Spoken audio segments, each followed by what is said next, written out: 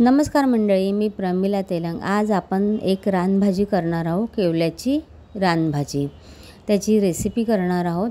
तर पाहू शकता ही पावसाळी रानभाजी आहे। भरपूर प्रमाणात या भाजीमध्ये पौष्टिक गुणधर्म असतात। भाजी मी निवडून घेतलेली आहे आणि एका पातेल्यामध्ये भाजी घेऊन त्यावर पाणी आणि मीठ घालून चांगले 3 ते 4 पाण्याने स्वच्छ आपल्याला भाजी धुवून घ्यायची आहे। मीठ याच्यासाठी घालायचं आहे की पावसाचे दिवस आहेत आणि रानभाजी आहे ना, तर त्याच्यावरती जीवजंतू असतात ना, तर ते मीठ घातल्याने कसे मरून जातात। म्हणून पावसाळ्यामध्ये आपण पालेभाज्या आणल्या ना की त्या स्वच्छ धुवून तर घ्यायच्याच, पण मिठाच्या पाण्यामध्ये धुवून घ्यायच्या, म्हणजे त्याच्यावरती काही जीवजंतू असतात ते मरून जातात। इथे पाहू शकता तुम्ही भाजी धुवून मी अशी निथळायला ठेवली आहे एका टोपलीत। तुम्ही ही भाजी आहे ना बारीक चिरून पण घेऊ शकता। मी बारीक न चिरून घेता मी अशीच करणार आहे, पण तुम्ही बारीक चिरून घेऊ शकता। आता ही भाजी कशी चिकट असते ना, तर ती भाजी चिकट होऊ नये त्यासाठी पहिले आपण ना ती परतून घ्यायची। लोखंडी तवा किंवा कढई जे असेल ते तुम्ही घ्या आणि त्यावरती पहिले 2 ते 3 मिनिट भाजी चांगली ना परतून घ्यायची, म्हणजे कसं तिचा हिरवेपणा लोखंडी कढईमध्ये टिकून राहतो भाजीचा आणि ती भाजी चिकट पण होत नाही। म्हणून आता बघा इथे 2 ते 3 मिनिट आपण भाजी छान अशी परतून घेतली, म्हणजे आपली 40 ते 50% आपली भाजी इथेही शिजल्या गेलेली आहे आणि बघा चिकट पण अजिबात झालेली नाही आहे। पण परतून घेताना तेल किंवा मीठ वगैरे मसाले काही न घालता अशीच परतून घ्यायची आहे। आता इथे बघा ज्या कढईमध्ये आपण भाजी परतून घेतली तीच कढई मी इथे घेतलेली आहे आणि आपल्या आवडीनुसार इथे तेल घ्यायचं। बघू शकता इथे मी एका प्लेटमध्ये भाजी काढून घेतलेली आहे आणि तेल पण आता छान तापलेलं आहे।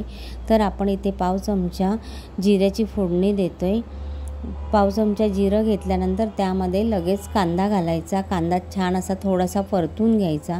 कांदा परतून झाला की बारीक कट करून घेतलेल्या मिरच्या घ्यायच्या। आता मिरच्या तुम्ही किती तिखट खातात त्या अंदाजानुसार तुम्ही इथे मिरचीचं प्रमाण कमी जास्त करू शकता। कांदा बघा छान असा परतून घ्यायचा की त्यामध्ये ना थोडा अर्धा मी बारीक चिरलेला टोमॅटो घेतलेला आहे। टोमॅटो आणि कांदा मिरची अशी छान तेलामध्ये ना एकजीव होईपर्यंत परतून घ्यायची। त्यानंतर इथे ना आपण चेचून घेतलेला लसूण घालायचा। पालेभाजी म्हटलं म्हणजे ना लसणाचं प्रमाण जरा जास्तच घ्यायचं आणि लसूण कसा आधी नाही घातला कारण की तो तळाला चिटकू शकतो, म्हणून लसूण मी शेवटी घातलेला आहे। लसूण कांदा मिरची छान अशी ना मऊ पडण्यासाठी आपण त्यावर 2 मिनिट झाकण मारूया। झाकण मारल्यानंतर कसं कांदा आणि टोमॅटो मऊ पडतो ना, तर इथे बघा 2 ते 3 मिनिट झालेले आहे। कांदा टोमॅटो पण आपला छान इथे शिजलेला आहे, बघू शकता तुम्ही। आणि छान असं परतून घ्यायचं, म्हणजे कांद्याचा जो वास असतो ना तो पण निघून जातो। त्यानंतर इथे बघा मी पाव चमचा हळद घेतलेली आहे आणि आता शिजून घेतलेली भाजी इथे आपण घातली। आता ही भाजी छान अशी ना परतून घ्यायची मसाल्यांमध्ये एकजीव होईपर्यंत। आणि ही भाजी आधी आपण परतून घेतल्यामुळे आता तिला काही वेळ लागणार नाही शिजायला।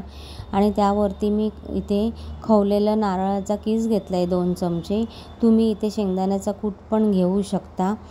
शेंगदाण्याचा कूट पण छान लागतो पालेभाज्यांमध्ये। आणि कसं ही पालेभाजी आहे ना केवळ्याची, ही श्रावण सोमवारी उपवासाला केली जाते, म्हणजे उपवास या भाजीवरच सोडला जातो केवळ्याच्या भाजीचा। आणि पावसाळ्यामध्ये ज्या ज्या आपल्याला भाज्या मिळतात ना त्या आणायच्या आणि खायच्या, कारण त्यामध्ये भरपूर प्रमाणामध्ये ना पौष्टिक गुणधर्म असतात। तर आपण बघा इथे सर्व मिक्स करून घेतल्यानंतर ना 2 मिनिट ना भाजी शिजून घेतलेली आहे। भाजी इथे छान आपली शिजलेली आहे। भाजी इथे बघा आपली झालेली आहे, चवीला तर अप्रतिम झालेली आहे। तुम्ही ही भाजी भाकरीबरोबर चपातीबरोबर वरण भाताबरोबर पण खाऊ शकता। व्हिडिओ आवडल्यास लाईक शेअर सबस्क्राईब करायला विसरू नका। तुम्ही पण अशा रानभाज्या आणा आणि करून खा। धन्यवाद।